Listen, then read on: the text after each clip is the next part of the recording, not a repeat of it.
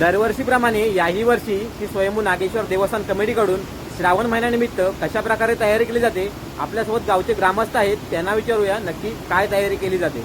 आज या ठिकाणी श्रावणी सोमवारच्या शुभमुहूर्तावर तयारी म्हणून आज देवस्थान कमिटीचे सदस्य, सेक्रेटरी, खजिनदार, नवी जुनी कमिटी तसेच त्याबरोबर ग्रामस्थ स्वयंसेवक यांनी आज सकाळी 5 वाजता इथून वाटसफाईची सुरुवात केली। ते मंदिरापर्यंत जाऊन विहिरीची वाटसुद्धा अतिशय चांगल्या प्रकारे केलेली आहे।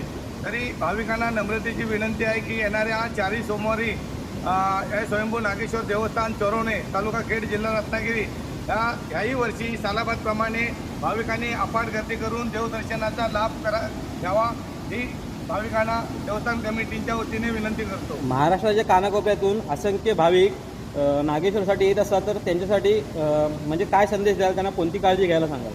आता काय माहिती आहे, पाऊस कमी आहे आणि पाऊस जरी जास्त असला तरी ह्या दुर्गम भागात स्वयंभू नागेश्वर देवस्थान 3500 फीट समुद्र सपाटीपासून अंतरावर आहे। तर त्या देवस्थानचा वाट मार्ग कड्याकपाऱ्यातून रेलिंग वगैरे जे आहे ती सुसज्ज आहे। त्यानंतर भाविकांना असं कोणताही रिस्क घ्यायची गरज नाही किंवा टेन्शन घ्यायची गरज नाही। आम्ही त्यांच्या सेवेसाठी देवस्थान कमिटी आणि ग्रामस्थ तत्पर आहोत। तरी भाविकांनी अफाट गर्दी करून या स्वयंभू देवस्थानला भेट देऊन देवदर्शनाचा लाभ घ्यावा।